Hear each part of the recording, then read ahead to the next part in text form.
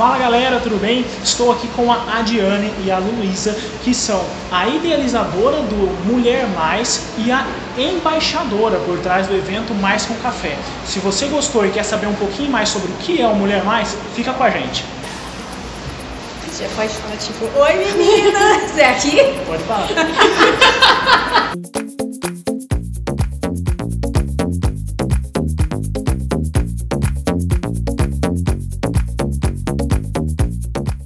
Bem-vindas então, simpatias essas meninas, sejam muito bem-vindas ao canal, obrigado por estarem aqui conosco, vocês que vieram de fora, estão aqui prestigiando a nossa cidade, então muito obrigado. Obrigada pelo convite, César, é um prazer estar com você, e ainda mais porque o César é nosso patrocinador do evento Mais que um Café, e isso é mais do que demais. Um prazer. Meninas, então contem pra gente um pouquinho o que é o Mulher Mais, explica pra gente o que é isso e qual que é a importância, o que representa. Mulher Mais é uma iniciativa social, né, que surgiu em 2015, quando eu fui incubada pelo Yunus Negócio Social aqui no Brasil. Então, naquele momento, eu pensava em ter um espaço de coworking e convivência familiar, onde mulheres poderiam trabalhar e ter seus filhos por perto. E durante o período de incubação eu descobri, na verdade, que o propósito do Mulher Mais ele ia muito além do que um espaço. E hoje eu tenho muito certo que o propósito do Mulher Mais é empoderar mulheres para empoderar mulheres nos 4 pilares da vida. Então eu, trabalho, família e comunidade. E de onde veio a sua ideia? Como que tudo isso começou? O que realmente motivou você a fazer isso e trazer? Bom, vamos lá. Eu sou uma pessoa que eu sou, acho que, empreendedora por vocação, né? Eu acho que eu sou empreendedora desde que eu nasci. Porque eu sou aquela que sempre na escola fazia os projetos de escola, fazia sempre algo diferente, estava em busca de algo diferente. Aquele ponto fora da curva. Sim, sempre, né? Naquela época falavam que eu inventava a moda, né? Aquele famoso inventar moda.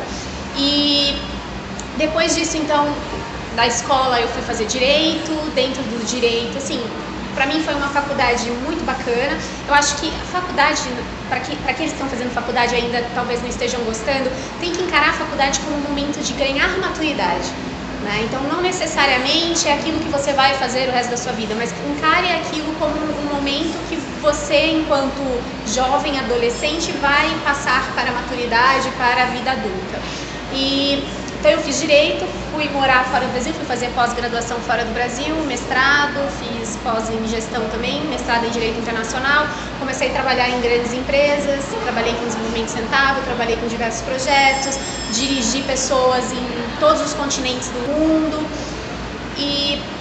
mas sendo intraempreendedora, também inventando muita moda dentro da empresa, demais da conta, né? Inclusive, né, cheguei a ser considerada aí uma empresa de 120 mil pessoas, eles escolhiam aí 50, 100 pessoas por ano para ser jovens talentos no mundo, eu fui escolhida uma dessas, então justamente por esse inventar moda. E quando eu voltei então para o Brasil, eu passei 7 anos fora, eu brinco que eu fui para fora mochileira e voltei de mala cheia, porque eu voltei casada com 3 filhos, o terceiro na barriga. E eu fui fazer minha primeira entrevista de emprego. Chegando nessa entrevista de emprego, óbvio, eu estava grávida, né, meninas? A gente sabe que eu não ia ser contratada, quem contrata uma mulher grávida, mas eu fui para testar o mercado, para saber um pouquinho. E chegando então lá, quando eu voltei, peguei o ônibus para voltar, eu morava no Rio de Janeiro nessa época, então a entrevista foi na Zona Sul e eu morava na Barra da Tijuca, demorei 3 horas e meia para chegar na minha casa. Olá, e eu falei... Grávida. Aí eu falei,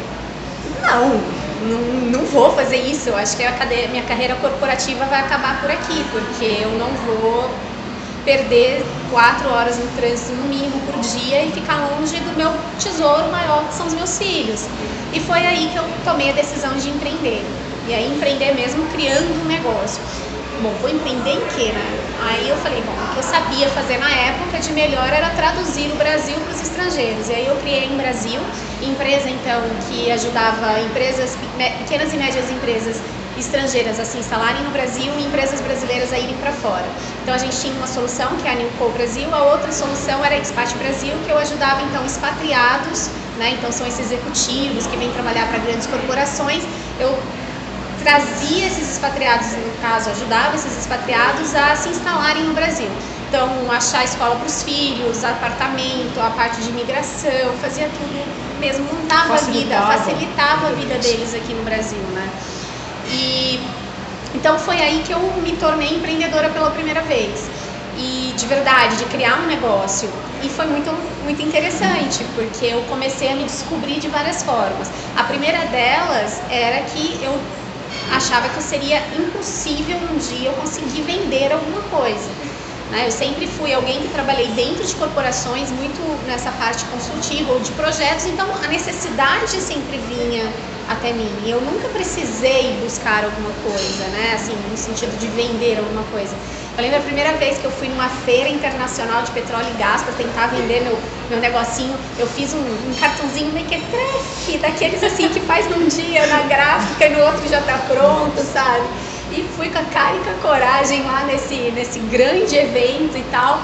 E aí as pessoas perguntam, sim, mas quantos clientes você tem? Você tem experiência na área? E esse é super complicado, porque quando você cria um negócio, não tem ainda o seu portfólio do negócio. O que você tem para vender é o seu portfólio, talvez, da sua experiência passada, no meu caso de empresa, na minha vida profissional. E eu sempre tive um outro quê, que aí também tem uma coisa relacionada a ser mulher e ter essa carinha, assim, né, meninas? Ó, eu tenho 37 anos e ainda tem gente que fala que não dá a idade. Então, eu ia em muitas reuniões, eu já cheguei em reunião que me perguntaram por que meu marido não veio junto. Eu já cheguei, então, em reunião que eu sempre tinha que passar meia hora falando sobre os assuntos que eu estava ali tentando vender para provar para as pessoas que eu realmente entendia daquilo, que eu sabia do que eu estava falando, só porque também eu tinha uma cara de jovem, era mulher, e aí você vai juntando várias coisas, né? Bom, então eu fui empreender, criei esse negócio e vários aprendizados. Quer ver uma coisa que eu super aprendi para você que está querendo montar seu negócio? Não faça isso. A gente quer montar um negócio, a gente já pensa, não faça isso, né? A gente quer um espaço físico. Aí eu falei assim, né? Vou montar um escritório. Né? Aí você já, mulher, um drama para montar escritório, porque a gente já fica imaginando tudo do design, né? A gente quer comprar a mesa, cadeira, cortina, assim, e você gasta um absurdo com o design do escritório, que no meu caso, eu nem recebia cliente. Era mesmo para minha equipe. Tudo bem que a equipe tem um lugar bacana, mas vamos ganhar dinheiro primeiro antes de construir um lugar bacana para a equipe estar, MVP, né? Então, assim, nessa época eu não conhecia ainda a metodologia Startup Enxuta. Uma pena, então você ainda não conhece, vai conhecer também, que é muito importante, fica a dica. E eu criei esse negócio. Bom, então esse começou por aí, já errado, né? Aí outra coisa que eu vi que para mim foi muito complicado, o que foi? Quando eu trabalhava numa grande empresa, eu tinha à disposição um budget grande para contratar quem eu quisesse para minha equipe ou para as pessoas que estavam próximas de mim. Sempre trabalhei com pessoas talentosíssimas e tal.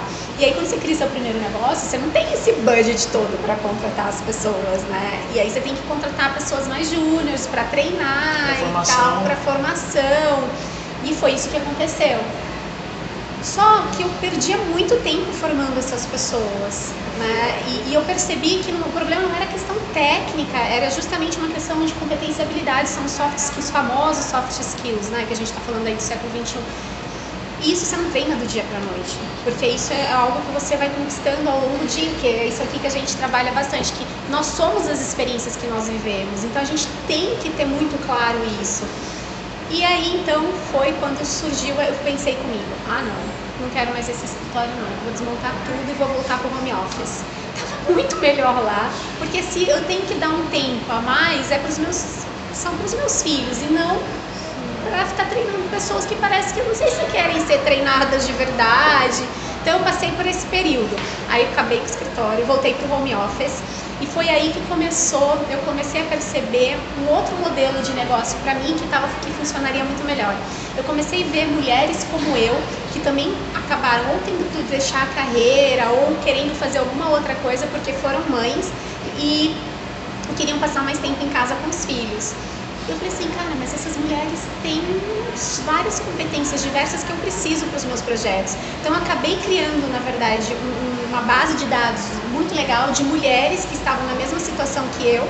E aí, todo o projeto que eu tinha, ao invés de eu ter alguém seletista, pagando e tal, eu tinha esse banco de dados agora de mulheres que trabalhavam à base de projetos comigo. Parceria é tudo na vida, tudo. E aí, então, foi aí que eu comecei a entender esse novo modelo, que é um modelo que eu aplico até hoje, que ainda é muito difícil, principalmente quando você vai no cliente, ainda as pessoas querem saber se tem um lugar físico, se você tem toda aquela estrutura. Eu falo, gente, eu sou do mundo, né? Eu sou uma pessoa que já vivi em mais de 20 cidades, 4 países, assim, pra mim, tudo é muito fluido, não existe fronteira. E aí, então, eu percebi que eu não precisava daquilo.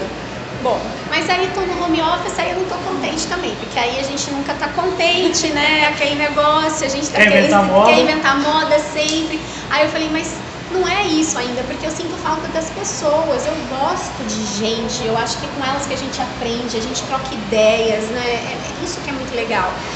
E quando você é empreendedor, você é uma pessoa, um ser solitário, né? Porque é você com aqueles problemas e você tem que resolver. Então, se você não tem de alguma forma um outro tipo de apoio, e foi aí que na época já, lá quando eu estava na Europa, já começou essa pegada de coworking e tal. Falei, cara, um coworking seria legal, só que eu não queria um coworking, eu queria um coworking, mas eu queria meus filhos por perto. Foi aí que surgiu a ideia do coworking com um espaço de convivência familiar, que foi o que eu fui ser incubada no Yunus, né? Aí foi todo o processo de incubação do Yunus, um aprendizado também monstro. Eu fui ser incubada em São Paulo, então eu ficava entre São Paulo e Rio, aprendi muito com eles, aprendi muito sobre o que é negócio social, que pra mim hoje tudo deveria ser negócio social. Por que eu acho que ele é o melhor de tudo? Porque ele funciona como uma empresa. Ela tem uma que chama de empresas B, né? Que é negócio social. Empresas B, ou a gente às vezes fala também 2,5, porque você mistura aí o segundo setor, que são as empresas. Então, a forma como você trabalha, uma empresa existe para quê? Para ter lucro, né? Uma empresa existe realmente para garantir uma sustentabilidade e tal.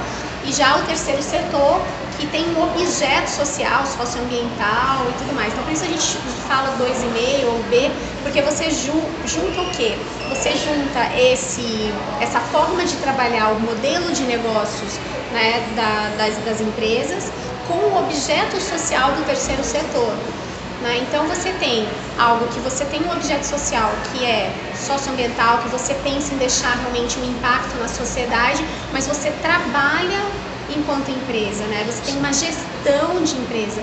Por quê? Porque você tem que ter um superávit. Esse, infelizmente, acaba sendo o grande problema, às vezes, de muitas ONGs e tudo mais, é porque quando o país entra em crise, doações diminuem, fomento do governo diminui e elas acabam passando por muitas dificuldades. Então, isso que é legal do negócio social, é que você acaba gerando sua sustentabilidade. Exato. Né? Então, eu conheci um negócio social lá com eles, aprendi muito, foi muito legal.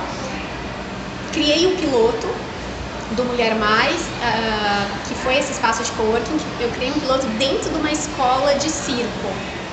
Então, montei uma sala de trabalho para mulheres dentro de uma escola de circo. Então, meus filhos faziam circo, artes, música, dança, várias coisas durante o contraturno da escola, enquanto eu estava ali trabalhando e tal.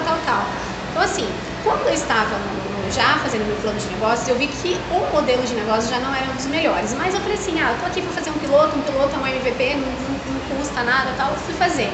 Bom, falar, pessoal, deu errado. E a gente tem que deixar claro, porque às vezes as pessoas, eu tenho pavor dos mitos do empreendedorismo, sabe? Então, assim, fujam desses mitos, porque tudo parece que é lindo, tudo parece que é formoso e todo mundo só parece que um dia era pobre, outro dia estava milionário, né? E não é nada disso, Então, as coisas a gente erra muito para aprender e é isso que acontece. E aí, por que deu errado? Porque as pessoas não estavam prontas, né? Simplesmente porque as pessoas não estavam prontas para aquilo que eu estava propondo para elas. Então, assim, até hoje, na verdade, é difícil quando você fala isso que já faz aí quase 4 anos disso, e as pessoas ainda não necessariamente estão prontas para esse tipo de trabalho, né? dessa forma de trabalho. Bom, mas o que eu posso falar pra vocês? Pra mim foi uma experiência maravilhosa, adorei. Eu, de vez em quando eu ia dar um pulinho na cama elástica, fazer umas acrobacias lá e tal, pra mim foi maravilhoso. Então valeu como experiência, tudo na vida é experiência. Você falando disso também, as próprias pessoas elas não estão acostumadas mesmo com essa postura, você falou do intraempreendedorismo, né? Então, que é a pessoa empreender onde ela está, e não depender necessariamente de um outro local, de um CNPJ, de um número, de alguém para dar uma ordem para ela. Ela empreende porque ela tem esse comportamento. Sim, com certeza. Eu acho que isso, eu divido o empreendedorismo em 3 formas de atuar. Eu acho que primeiro é o eu empreendedor, né? Que é aquele que empreende a própria vida. E que isso é uma das coisas que eu mais ensino dentro das nossas capacitações, porque a gente dá muita capacitação empreendedora para mulheres, hoje muito mulheres que a gente trabalha. Por quê? Eu falo para as mulheres, eu falo assim, olha gente, fazer plano de negócio, fazer um canvas, fazer um fluxo de caixa, isso é super importante, mas é uma técnica. Sim. Agora, se você enquanto pessoa não está pronta para empreender, se ainda não desenvolveu certas atitudes empreendedoras, aí que fica muito mais difícil. Muito mais difícil. Então, por isso, toda a nossa capacitação empreendedora que a gente dá, que eu comecei então, bom, lá, então em paralelo, eu comecei um trabalho que chama, na época eu chamava WE, que vinha de Women, Entrepreneurship, Empowerment, então mulheres, empreendedorismo, empoderamento e empreendedorismo, juntas somos empreendedoras. Por que eram juntas? Porque eu comecei a dar capacitação empreendedoras para mulheres em algumas comunidades do Rio de Janeiro, né? Justamente dentro dessa metodologia que a gente estabeleceu, que primeiro eu empodero e depois eu ensino a empreender. Perfeito. Né? Então, essa é a nossa metodologia. E o que era legal era que depois que a gente dava essa capacitação, lembra que eu falei que eu criei aquela empresa de consultoria e que eu trazia pessoas de fora para morar no Brasil? Acontece o seguinte, que 99% ainda dessas pessoas que vêm como executivos são homens e as esposas vêm acompanhando o marido.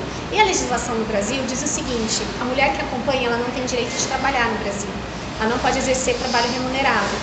E então essas pessoas, para ela poder exercer, ela teria que, a empresa, uma outra empresa teria que contratar, fazer todo um processo de visto para ela e tudo mais.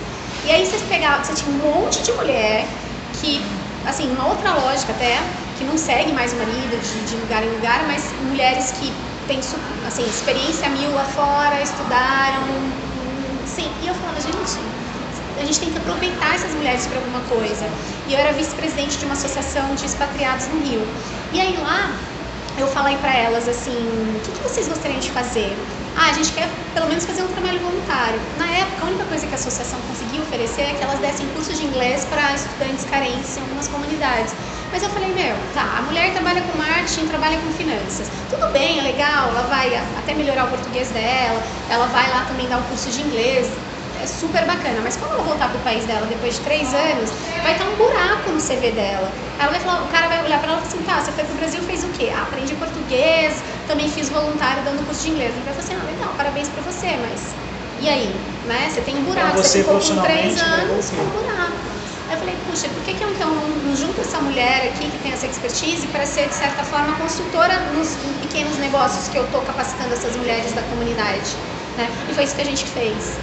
E assim, foi super legal, foi uma experiência super fabulosa, porque é muito bacana, nossa, e sempre me arrepia, eu falo disso, toda vez eu fico arrepiada, porque é tão bonito a gente ver o seguinte, independentemente da classe social, sabe, ali eu estava trabalhando de mulheres realmente de favelas do Rio de Janeiro, assim, condições às vezes muito difíceis, e eu estava falando com mulheres expatriadas que às vezes moravam num apartamento que o aluguel do apartamento não representaria, sei lá, o salário da mulher em 2 anos, sabe? E elas trabalhando juntas, o que a gente descobre é que independentemente de classe social, nós somos mulheres.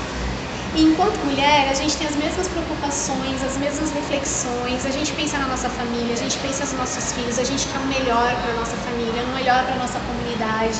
Isso é tão bacana, sabe? É tão bacana de descobrir. Então são os aprendizados que a gente vai tendo com todas essas experiências. E aí lá então eu consegui criar essa metodologia que hoje eu aplico.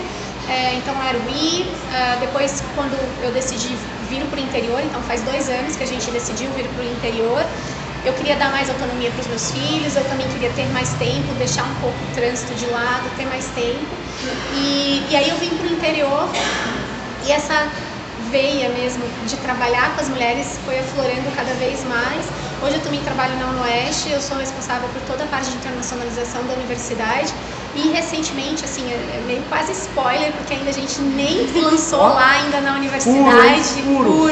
Nem lançamos, mas a gente está criando um centro de empregabilidade e empreendedorismo lá também, que eu vou estar ajudando aí a animar. E justamente pensando nisso, é desenvolver essas capacidades socioemocionais, desenvolver essas atitudes empreendedoras, porque, como eu falei, primeiro a gente empreende nós mesmos, né? O eu empreendedor. Depois você pode pensar em empreender dentro do ambiente onde você está. E aí você não precisa ser só um empregado, você enquanto estudante, você está numa universidade, você tem que aprender a empreender dentro da sua universidade, criar projetos, criar eventos, criar viagens, né? Tudo isso é muito importante para o crescimento. E depois, obviamente, também a questão do empreender em si, criar o negócio mesmo, se for o caso, a gente também tem todo um trabalho sendo executado junto com essas mulheres aí.